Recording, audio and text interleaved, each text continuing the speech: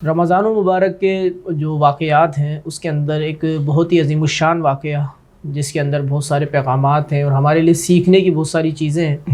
وہ میری مراد جو ہے جنگ بدر سے ہے، اسلام کی پہلی جنگ بدر جو ہے۔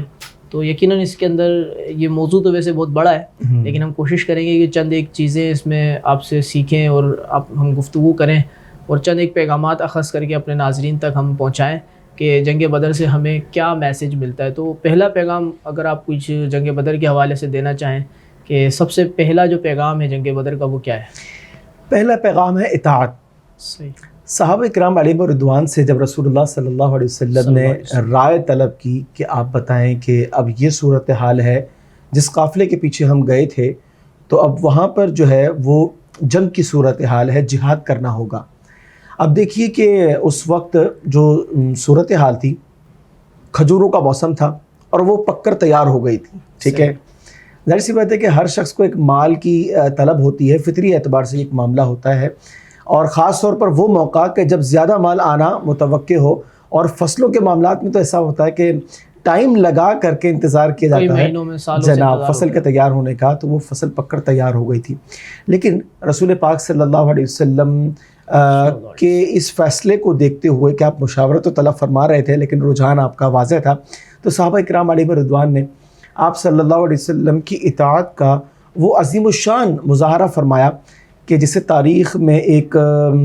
سمجھ لیں سنہرا باب شمار کیا جاتا ہے کہ صحابہ کرام علیہ رضوان نے آپ صلی اللہ علیہ وسلم کے فیصلے پر آنکھیں بند کر اور آپ نے ان حضرات نے اعتماد کا اظہار کیا کہ رسول اللہ صلی اللہ علیہ وسلم حکم فرمائے، آپ جو حکم فرمائیں گے وہ ہم کرنے کے لیے تیار ہیں۔ خلاصہ یہ حضور علیہ السلام کو خوش کرنے کے لیے ایسے جملے گئے جناب کیسر و کسریٰ سے بھی جنگ چھڑنے اور جناب۔ اب دیکھیے بات یہ کہ یہ جو اطاعت ہے نا، اب اس میں بظاہر اسباب کیا ہیں، توجہ اس پر نہیں ہے، ورنہ ہمارے یہاں تو کسی بھی کام کے کرنے پر پہلے یہ دیکھا جاتا ہے کہ جناب کیا ریسورسز ہیں، آگے بعد میں ہوگی۔ لیکن نبی مکرم صلی اللہ علیہ وسلم کی ذات پر، آپ کے فرمان پر، آپ کی چاہت پر انہوں نے آنکھیں بند کر عمل کیا۔ اور دیکھیے امت مسلمہ کے لیے غزوہ بدر یہ وہ شاندار مثال ہے کہ اگر آپ کسی کام کو کرنا چاہتے ہیں، آپ میں اخلاص ہے، آپ فقط اللہ تعالیٰ کی رضا کو حاصل کرنے کے لیے کام کر رہے ہیں، تو آپ اس کام کو کریے، اللہ تعالیٰ کی تائیداد آپ کے ساتھ آئیں گی۔ غزوہ بدر میں ایسے ہی ہوا، اور نبی مکرم صلی اللہ علیہ وسلم کی جب اطاعت کی جائے نا تو ایسا ہو ہی نہیں سکتا کہ مومن اپنے پیارے آقا صلی اللہ علیہ وسلم کی اطاعت کرے اور اسے ناکامی ہو۔ ایک بات تو یہ ہے، یعنی عشق رسول کا پیغام جو ہے وہ ہمیں ملتا ہے کہ رسول اللہ صلی اللہ علیہ وسلم کے ساتھ تعلق جو ہے وہ ہمارا کیسا ہونا چاہیے۔ صحابہ کرام علیہ رضوان کی زندگی سے جو ہے ہمیں اس کا درس اور انہوں نے صرف باتوں سے کام نہیں لیا بلکہ عمل کر کے دکھایا، ٹھیک۔ اچھا دیکھیے کہ غزوہ بدر کو اگر ہم ایک اور پیرائی سے دیکھیں، صحابہ کرام علیہ رضوان کی جو کیفیت تھی، ان کے پاس فقط 2 گھوڑے تھے، جبکہ سامنے مد مقابل کفار کے پاس 100 گھوڑے تھے۔ ان کے پاس 7 اونٹ تھے، 7، ادھر 700 اونٹ تھے۔ یہاں پر تلواریں جو ہیں وہ صرف 8 تھیں، اور وہاں پر وہ تعداد ہی نہیں پتا، یعنی اتنی زیادہ تھیں، بکثرت سامان حرب۔ یہاں زرہیں جو ہیں وہ 6 تھیں اور وہاں پر لاتعداد، یعنی اس کا مطلب یہ کہ سامان حرب کی اگر ہم بات کریں تو قوت اور طاقت جو ہے وہ 1 سائڈ تھی ساری کی ساری، یہاں 313، وہاں 1000۔ اچھا دوسری بات ہے کہ یہاں پر جو انصار صحابہ کرام تھے نا، وہ لڑائی کے اندر اتنے زیادہ ماہر نہیں تھے، اور بلکہ اتنے زیادہ کیا یہ حضرات تو جو ہے وہ جو کام کیا کرتے تھے وہ تو کھیتی باڑی کا تھا، اور ادھر جو کفار تھے وہ سارے قریش کے جنگجو، ٹھیک۔ تو کہنے کا مقصد یہ کہ اس کے باوجود یہ حضرات جو ہیں وہ رسول پاک صلی اللہ علیہ وسلم کی محبت،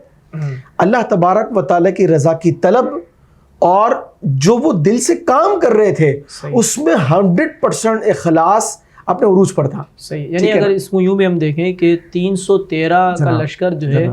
1000 پر غالب آ جاتا ہے، تو اگر مخلصین کی جماعت تھوڑی ہو تو وہ بڑی کئی گنا زیادہ طاقت پر جو ہے وہ حاوی آ جاتی ہے۔ اور اگر موجودہ دور کے تناظر میں اگر دیکھیں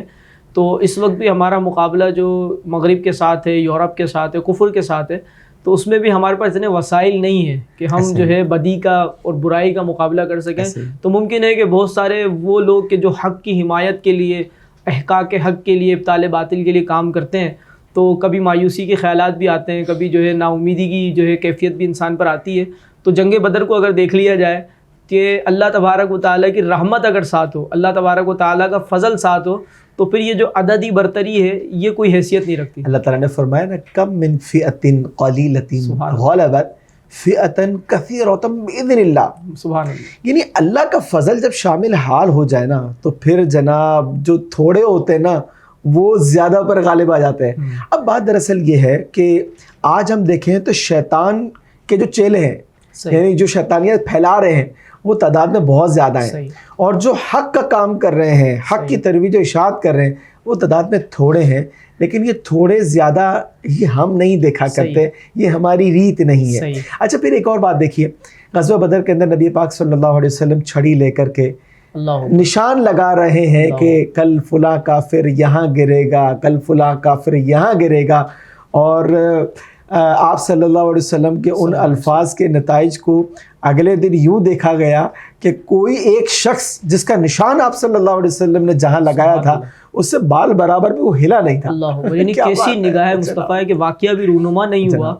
ابھی واقعہ جو ہے وہ رونما نہیں ہوا, لیکن رسول اللہ صلی اللہ علیہ وسلم کی نگاہ جو ہے اس کو دیکھ رہی ہے. بھائی دیکھیں نا, اللہ تعالیٰ نے فرمایا وما هو علی الغیب بضنین, یہ نبی غیب بتانے میں بخیل نہیں ہے. آپ صلی اللہ علیہ وسلم نے غیب بتا بھی دیا. کبھی کسی کے دماغ میں یہ بات آئے نا کہ حضور غیب جانتے نہیں جانتے, تو وہ اس مثال کو پیش نظر رکھے, کل کیا ہونا ہے آپ صلی اللہ علیہ وسلم نشان لگا رہے ہیں, اس کے عین مطابق ہوتا ہے. اس سے بڑی دلیل اور کیا چاہیے. ہم یہ نہیں کہتے کہ یہ اللہ تبارک و تعالیٰ کے عطا کے بغیر رسول پاک صلی اللہ علیہ وسلم جانتے ہیں, بلکہ اللہ نے بتایا, اس کے بتائے سے حضور جانتے ہیں, اس کے عطا سے جانتے ہیں. سبحان اللہ. اور بدر شریف کے حوالے سے, جنگ بدر کے حوالے سے ایک بہت بڑا میسیج جو ہمارے لیے ہے میری نظر کے اندر, وہ یہ ہے کہ دعا, یعنی اللہ کے ساتھ تعلق, کہ اللہ کے حبیب اعظم, اللہ کے حبیب اکبر, محبوب اکبر صلی اللہ تعالیٰ علیہ وسلم کی کیفیت اور آپ کا انداز کیا تھا جنگ بدر سے پہلے. یعنی جس صبح جنگ بدر ہونی ہے تو اس رات نبی کریم صلی اللہ علیہ وسلم نے گریہ وزاری میں گزاری, وہ رات نبی کریم صلی اللہ علیہ وسلم نے گریہ وزاری میں گزاری, اور آپ کا اللہ تبارک و تعالیٰ سے دعا میں اشغال ایسا تھا کہ ہاتھ بلند اتنے فرمائے کہ چادر مبارک جو ہے وہ زمین پہ تشریف لے آئی بار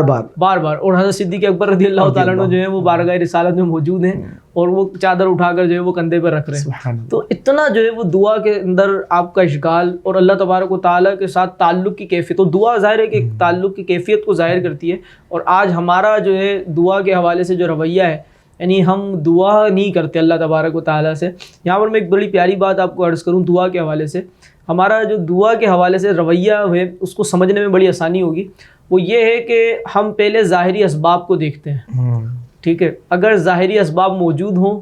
یا صورتحال ہمارے کنٹرول میں ہو تو ہم دعا کی طرف نہیں جاتے, اور اگر ظاہری اسباب موجود نہ ہو یا صورتحال ہمارے کنٹرول سے نکل جائے تو ہم دعا کی طرف جاتے ہیں. مثلا کوئی بیمار ہو جائے تو ہم پہلے دوا کے لیے بھاگتے ہیں, دوا بھی کرتے ہیں, ساری چیزیں تلاش کرتے ہیں. اگر ڈاکٹر مل جائے, دوا ہو جائے, تو ہم دعا نہیں کرتے. اور اگر ڈاکٹر یہ کہتے ہیں کہ بھائی اب میرے پاس اس کا علاج نہیں ہے یا دوا سے شفا نہیں, تو اب ہم مصلی بچھا کر دعا جو ہے وہ شروع کر دیتے ہیں. تو یہ ہمارا انداز ہے. یا ہم کہیں پہ سفر کر رہے ہوں اور گاڑی کا ٹائر اگر وہ پھٹ جائے, برسٹ ہو جائے, تو ہمارا پہلا ذہن یہاں جاتا ہے کہ کیا ہمارے پاس دوسرا ٹائر موجود ہے اسپیئر کے اندر, یا جو ہے قریب میں یہ سہولت موجود ہے کہ ہم اپنا ٹائر تبدیل کریں. اگر موجود ہے تو ہم دعا نہیں کرتے. یعنی ایک مصیبت آئی تو ہم پہلے اسباب کی طرف جاتے ہیں, بعد میں مسبب الاسباب کی طرف جاتے ہیں. لیکن نبی کریم صلی اللہ تعالیٰ علیہ وسلم جو یہ جانتے تھے اللہ کی عطا سے, جیسا کہ ان کے علم غیب ہے, اور آپ نے بتایا کہ کافروں کی نشان انہوں نے لگا دیے کہ کون سا کافر کہاں مرے گا, تو آپ کو یہ بھی علم تھا کہ اللہ تبارک و تعالیٰ ضرور بھی ضرور مدد فرمائے گا اور بدر کا فیصلہ, بدر کا معاملہ کیا ہوگا. لیکن تعلیم امت کے لیے اور اللہ کے ساتھ ایک تعلق اتنا مضبوط ہے کہ اللہ تبارک و تعالیٰ سے جو ہے وہ اس شان کے ساتھ, استغراق کے ساتھ, انہماک کے ساتھ جو ہے وہ دعا فرما رہے ہیں. تو ہمیں بھی چاہیے کہ کوئی مصیبت آ جائے, کوئی بیماری آ جائے, کوئی چھوٹی سی تکلیف ہو, بڑی تکلیف ہو, سر میں درد ہو جائے, یا کوئی بھی ایسا معاملہ ہو, تو دعا کا اہتمام ضرور کرنا چاہیے دیگر اسباب کی طرف جانے سے پہلے. اچھا ابھی آپ نے یہ جو بات کی نا استغراق اور انہماک کی, تو میں سمجھتا ہوں کہ ہماری دعاؤں کے اندر شاید ایک کمی یہ بھی ہے کہ ہم جب دعا کر رہے ہوتے ہیں نا, اب جناب کوئی اپنی انگلیاں بجا رہا ہے, کوئی ادھر ادھر دیکھ رہا ہے, دل جو ہے وہ حاضر نہیں ہے. تو میں یہ سمجھتا ہوں کہ دعا جو کی جائے نا وہ اس یقین کے ساتھ کہ اللہ تبارک و تعالیٰ کی بارگاہ میں ہم حاضر ہیں, اور دعا عبادت کا مغز ہے, ٹھیک, تو اللہ تبارک و تعالیٰ اپنے بندوں کی دعا کو سنتا ہے. اب آپ یہ بتائیے کتنی عجیب بات ہے, عام عرف کے اندر بھی اگر ہم کسی سے بات کر رہے ہوں اور دل ہمارا مطلب دھیان ہمارا ادھر ادھر ہو یا نگاہیں ہماری کہیں اور ہوں تو انتہائی عجیب و غریب یہ محسوس ہوتا ہے. تو یہ بات کہ اللہ تبارک و تعالیٰ کے حضور ہم دعا بھی کر رہے ہیں, یعنی الفاظ دعا ادا کر رہے ہیں اور ہماری یکسوئی نہ ہو, تو یقیناً یہ ایک غیر مناسب عمل ہے. اسی بدر کے حوالے سے حضرت علی رضی اللہ تعالیٰ عنہ فرماتے ہیں کہ جب عریش حضور علیہ صلاۃ والسلام کے لیے بنایا گیا تو حضرت علی فرماتے ہیں کہ دوران جنگ میں نے چاہا کہ میں حضور علیہ صلاۃ والسلام کی زیارت کروں, انہیں جا کر دیکھوں کہ حضور کس مشغولیت میں ہیں, اور ظاہر زیارت کی ایک تمنا بھی تھی انہیں, اور یہ بھی ایک معاملہ تھا کہ دیکھوں کہ کس مشغولیت کے اندر ہیں. تو فرماتے ہیں کہ جب میں عریش کی طرف آیا, نبی کریم صلی اللہ علیہ وسلم حالت سجدہ کے اندر اور دعا فرما رہے اللہ تبارک و تعالیٰ سے. فرماتے ہیں میں پھر جنگ کے لیے چلا گیا, پھر میں آیا کچھ وقفے کے بعد تو پھر دیکھا تو رسول اللہ صلی اللہ علیہ وسلم جو ہے بدستور جو ہے حالت سجدہ کے اندر ہے. تو 2-3 دفعہ یہ آئے اور حتیٰ کہ اللہ تبارک و تعالیٰ نے فتح عطا فرما دی. تو یہ جو دعا کا معاملہ ہے, ایسا نہیں کہ دعا کی اور بس پھر دوبارہ دعا نہیں فرمائی, مسلسل دعا, یعنی جب تک وہ معاملہ چل رہا ہے مسلسل دعا جو ہے وہ کی جا رہی ہے. اور پھر نتائج کیسے برآمد ہوئے کہ 70 کفار جو ہے وہ مارے گئے. اب 313 کی تعداد جو ہے وہ ہو, 70 کفار مارے گئے, 70 جو ہے وہ ان کو قیدی بنا لیا گیا, سبحان اللہ, اور باقی جو ہے وہ فرار ہو گئے. اور شان اللہ نے کیسی عطا فرمائی, سارے صحابہ کے اندر فضیلت والے صحابہ بدری صحابہ ہو گئے. اور حضرت جبریل کہتے ہیں کہ فرشتوں کے اندر بھی یہ معاملہ ہے کہ جو بدر کے اندر آئے تھے وہ دیگر فرشتوں سے افضل ہو گئے. ایسا ہی ہے. اور 14 مسلمان جو ہے انہوں نے جام شہادت نوش کیا. اللہ تبارک و تعالیٰ ان تمام کے درجات کو بلند فرمائے اور ان کے طفیل ہمیں بھی